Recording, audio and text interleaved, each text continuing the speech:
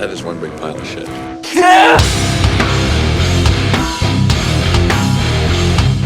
He fucking left the band!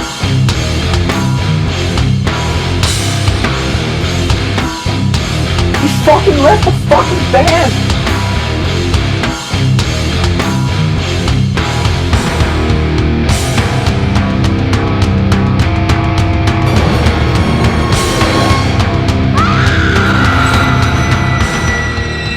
What's up, Megadeth fans? Today we're going to talk about Saint Anger. A lot of you are probably thinking, what the fuck is the point of reviewing Saint Anger? An album that pretty much everyone has already reviewed.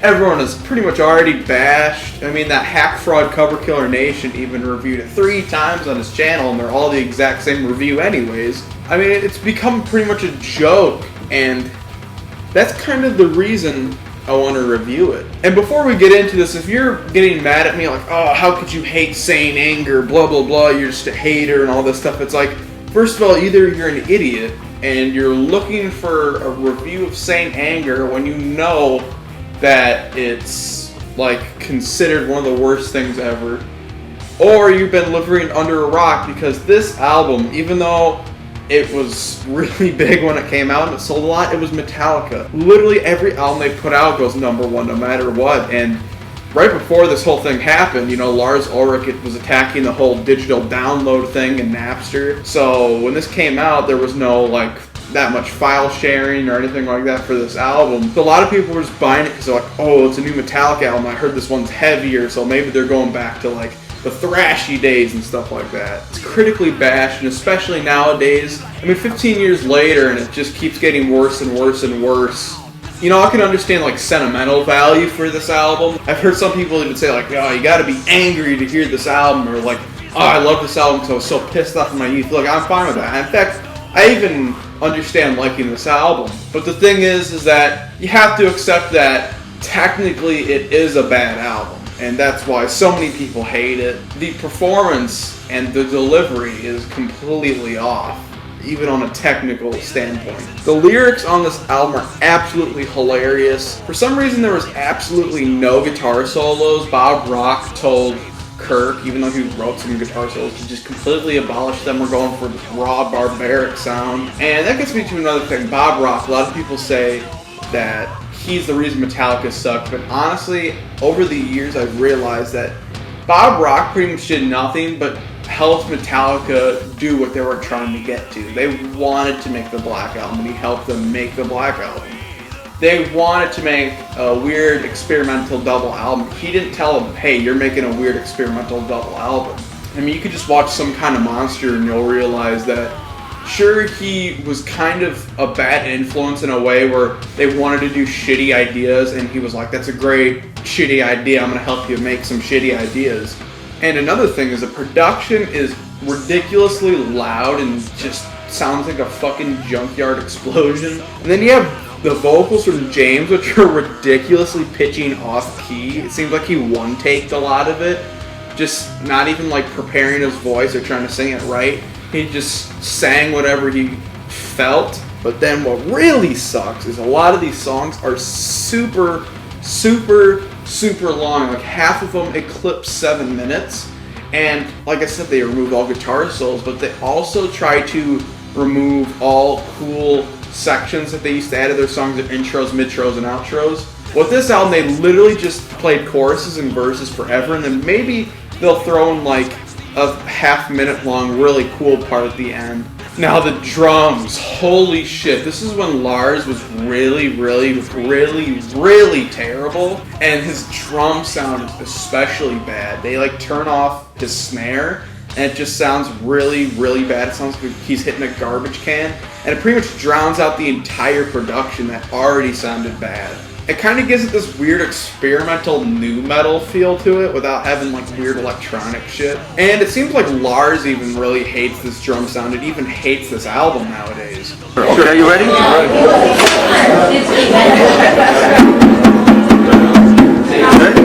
So what you do is you disconnect. You see that thing up there? Yeah. That's called a snare. That's the actual snare. So rock and roll. Saint Anger. anger. That's simple. What else is interesting about this album is the lineup wasn't even complete. Jason Newsted, He fucking left the band. I mean, period. Exclamation point. so he bailed, and they later got Rob Trujillo, whatever the fuck his name is, after they made the album, and he just toured with them for it. And despite a lot of popular belief, he was not on the album. In fact, they actually had Bob Rock play bass. And it seems a little bit lame, but there is one part, and I think it was Invisible Kid, where he does this bass part, and it sounds pretty cool. So what the fuck happened? Why did all these horrible things happen to this album and to this band? Why did they make music that seemed like they were trying to make a bad album? And what always baffled my mind with this is that right before this, a couple of years, I think it was 1999, they released a live album called S&M. A lot of people hate it because it's orchestra. I love it because it's orchestra. It brought 2 new songs to the table, Minus Human and No Leaf Clover, and they're both really, really cool, even without the symphonic stuff. It kind of seemed like they were taking really good ideas that they had from Load and Reload and then fusing them with the good ideas from the Black Album and even from the earlier days. It's like they were going into a really good new direction. And then they write this weird ass song for the movie Mission Impossible, and then we have Some Kind of Monster, and James was pretty much spiraling out of control with his alcohol addiction. He had to get sober. And at the same time, they were all dealing with their anger with Cliff and stuff like that. They were doing therapy. They were trying to write music for some reason. At the same time, like Bob Rock was forcing James to write music during this. He was like, oh, it's such a great creative time. So they pretty much just wrote music that was just really long and barbaric for no reason because James was pissed off. And then, you know, Jason left the fucking band! Period. Exclamation point. Lars Ulrich was selling paintings and shit. And on top of that, they recorded all this like a long-ass movie, and it was just absolutely bizarre, but it's still a hilarious watch. I highly recommend watching at least the best parts of Some Kind of Monster. You were a really tender person. I felt that you had this really tender side to you that I was really attracted to. And they made this album. So that brings me back to the question, why am I reviewing this album? This album is famously bad, and it's bashed more than Paris Hilton's vagina. Well, I asked myself that same question, where direction am I going to go with this? Because everyone's going to want me to review Saint Anger. I have to review Metallica. So what direction am I going to go with? I have to bring something new to the table. There has to be something I missed. And there was something I missed. And after 15 years, I think this album can finally start to be appreciated for a completely different reason, a reason it wasn't intended to be, definitely, because they were serious with this album. My good reviewer friend Maidenslave brought it up to me while we were talking about, you know, Saint Anger and Metallica, and he pretty much grew up with this album and grew up with Some Kind of Monster, and he said that nowadays especially, for some reason he absolutely loves the album in like this sentimental kind of funny way, like it's just so bad it's good, and he's like, it's so classic that he remembers every lyric on the album. At first I was just like, what the fuck, dude? I mean, it's Saint Anger, it's so bad, right? And then I kept listening to this album over and over for this review, just listening to it, and listening to it.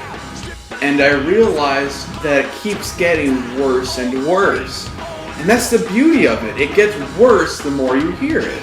But then the more I heard it, the more I became addicted to this album. You see, there's this one famously bad movie known as The Room, where it's like a really bizarre melodrama about a guy and his wife is like cheating on him with his friend. And it's just done absolutely terribly. The director, writer, producer, and main actor are all this complete fucking idiot. And the whole movie is just bizarrely fucked up. The dialogue is hilarious.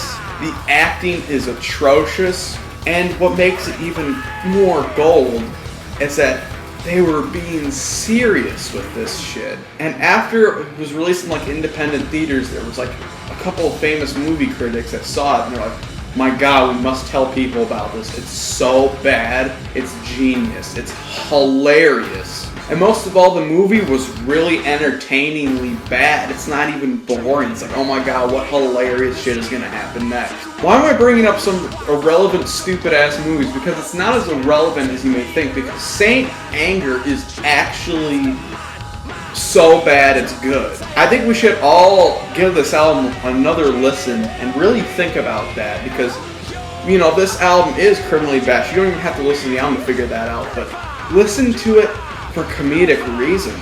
And this album is entertaining as hell. That's all music really has to be. This album is ridiculously bad, but there's so many hilarious lyrics, so many funny vocal deliveries.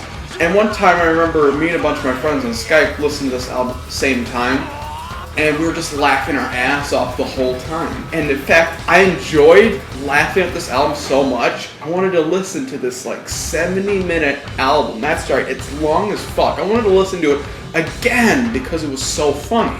And I don't know what you're thinking. You're thinking, but it's the worst album in years! But that's exactly the point. They brought us something so beautifully ugly that we should appreciate just how bad this is. It's one of the absolute worst albums ever, but I love almost every second of it. And with this shit, every song is like peanut butter and jelly. You have the peanut butter on the sandwich, which is, you know, good on its own. You can have a peanut butter sandwich. It's good.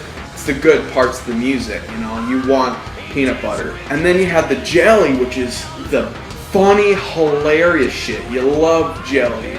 But when you have just a jelly sandwich, it's like a piece of shit, you know what I mean? You get a terrible album. With this, it's like you have a good band, you have even some decent riffs, okay ideas going for it, it's a little bit heavy, and then you just mix that with this hilariously bad dog shit, and every song is a peanut butter and jelly sandwich. So let's talk about these songs. We start with Frantic, one of my favorite songs in the album, a definitive peanut butter and jelly sandwich.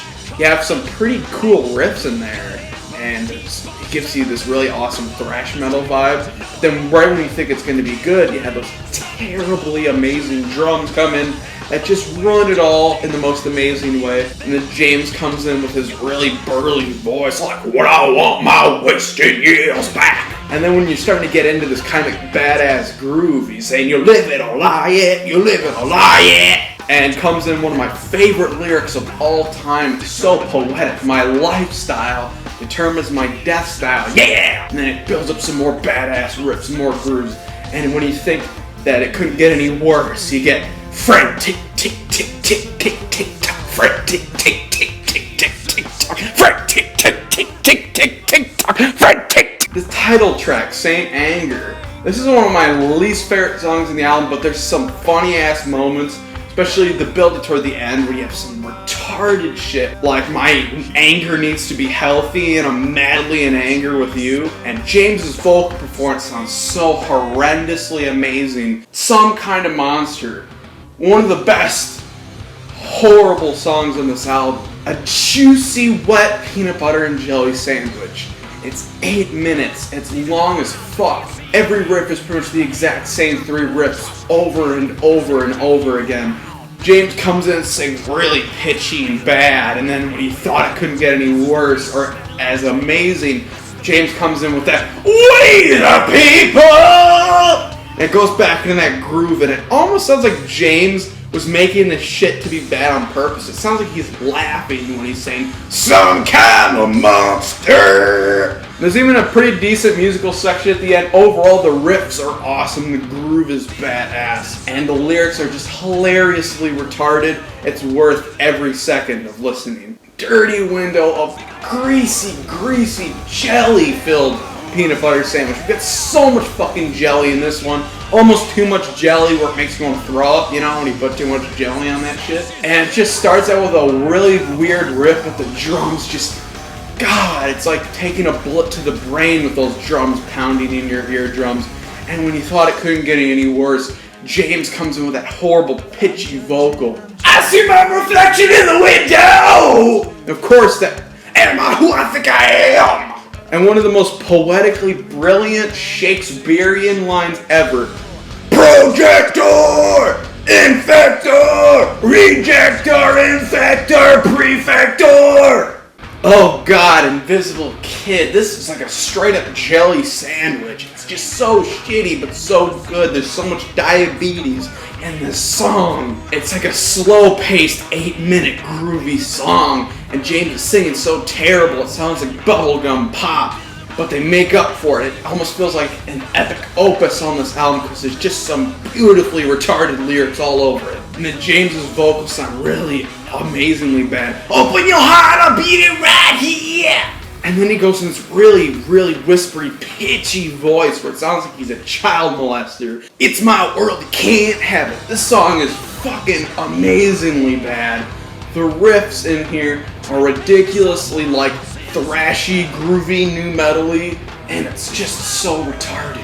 James is trying to be all edgy with his swearing. The song is just so catchy, especially that chorus. It just gets in your head. I think I'm out my head. Get him out my head! And one of the greatest lyrics ever. Not only do I not know the answer, I don't even know what the question is! Shoot Me Again. The masterpiece. Probably my favorite song of the album. It's just ridiculous. It starts with like this really shitty intro, and it just randomly goes into some crazy, obnoxious riffs. But then goes into like a really cool verse. It's pretty melodic. James actually sounds good for once in his life here. And like after each slow part, it just gets randomly really heavy and then goes back to slow. They get that great build to the chorus. James actually sounds amazing. He's saying, all the shots I take. And that riff in there is groovy and badass. I shoot back at you. And of course, when you thought that the song was getting good, it stops. And shoot me again, I ain't dead yet. Ta! I said, shoot me again, I ain't dead yet. No! And it gets worse. He goes like, shoot me again, shoot me again. Sweet Amber. My favorite lyric from this song is using what I want to get what you want. The riffs are bizarre. James' singing is off key as fuck. It's perfect. But it's kind of a filler. Now, The Unnamed Feeling is absolutely my least favorite song on the album. A lot of people say it's the best because it's the least retarded. There's nothing really terrible about this one. But it's just so long and boring. There's nothing really interesting about it. It's slow, it's monotonous, and it's not even funny. Absolutely the worst off the whole album. Faction Purified. This one starts out with like cool thrashiness, but then the riff is just awkward as fuck, so it just sounds like randomness. And beautiful randomness it is. James hits some pitchy, off-key as fuck vocals. And then there comes that chorus where it's even worse. He's saying, Purify! Purify! You and I! Purify! You and I! And the final song on the album, an absolute amazing masterpiece for this album. All Within My Hands. It's just so brilliantly retarded, but for some reason, on a serious note, I actually do kind of like that chorus for some reason. And then after some of the choruses, it goes into this like weird groove sort of part, and they sound like they're going for like a new metal breakdown or some shit. It's weird. And then there's this like cool heavy instrumental part, and they just go back into that crazy chorus, go through the motions again, just buying up more time to make the song long as fuck for no reason. And of course, a perfect way to end a disaster piece like this is end it with James screaming, kill, kill, kill, kill, kill, kill, kill, kill, kill, kill, over and over and over again. I say we should finally take the time and finally buy Saint Anger, buy the vinyls, posters, everything, and praise this piece of shit to no end exactly for what it is. Praise it for how hilariously, geniusly bad it truly is. I'm gonna give Saint Anger a 9 out of 10 only because Unnamed Feeling is boring.